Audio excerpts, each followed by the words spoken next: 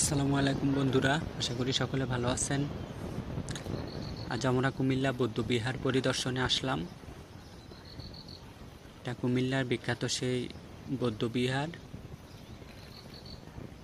যেখানে একটি বৌদ্ধদের প্রাচীন উপাসনালয় অবস্থিত। এই যে দেখুন সেই বিখ্যাত বৌদ্ধ মূর্তিটি। এই যে এটা হচ্ছে বৌদ্ধ মন্দির, খুব সুন্দর।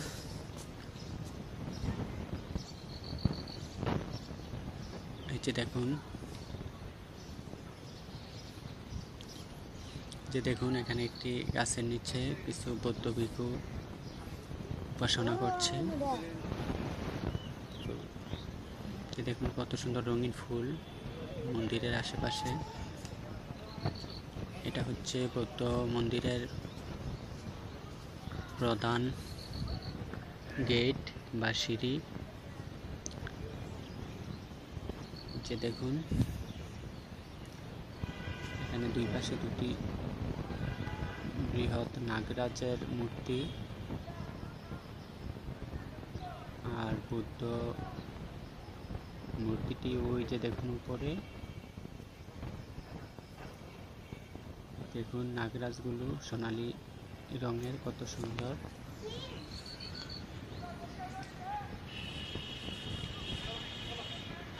এখানে সারা বছর বিভিন্ন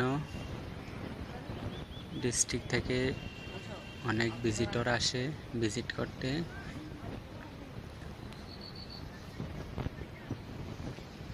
এটা কুমিল্লার কোটবাড়িতে অবস্থিত।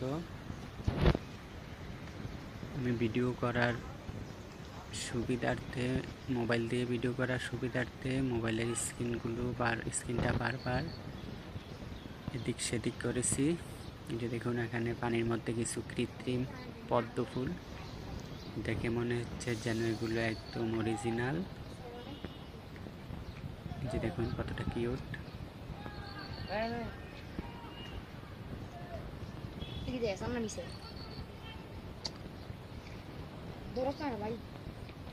আম্মু থাকলে না ভালো আসলো, নাস্তা টাস্তা করাইতো আমরা। এই যে দেখুন আপনাদেরকে দেখাবো মন্দিরের ভিতরটা।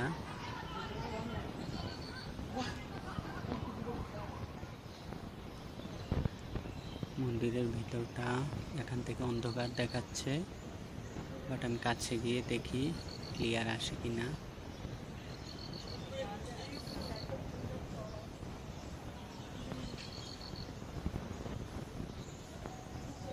এই যে মোটামুটি ক্লিয়ার হয়ে গেছে। এই যে দেখুন ভিতরটা, এখানে একটি বৃহৎ বৌদ্ধ মূর্তি, একটা না। দেখুন আমি একজন মুসলিম, তাই আমি বৌদ্ধ মূর্তি সম্পর্কে তেমন বেশি জানি না।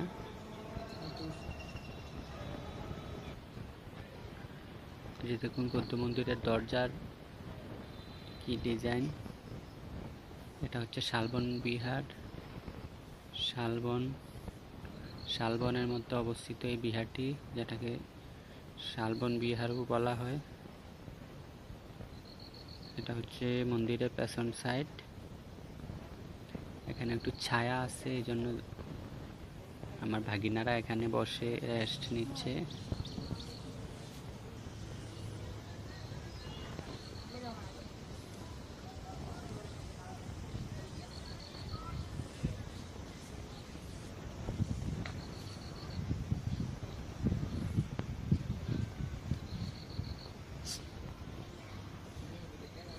যে মন্দিরের আশেপাশে যে দেখুন মুরং ছেলেরা গোসল করে। এই যে ওইখানে দেখুন আরেকটি বৌদ্ধ মূর্তি।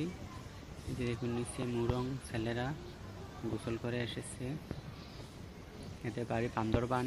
আমি জিজ্ঞাসা করেছিলাম, ওরা জাতিত্ব ক্ষুদ্র নিগোষ্ঠী, আর এদের গোষ্ঠী হচ্ছে মুরং, চাকমা মারবান্দের মতো এক মুরং।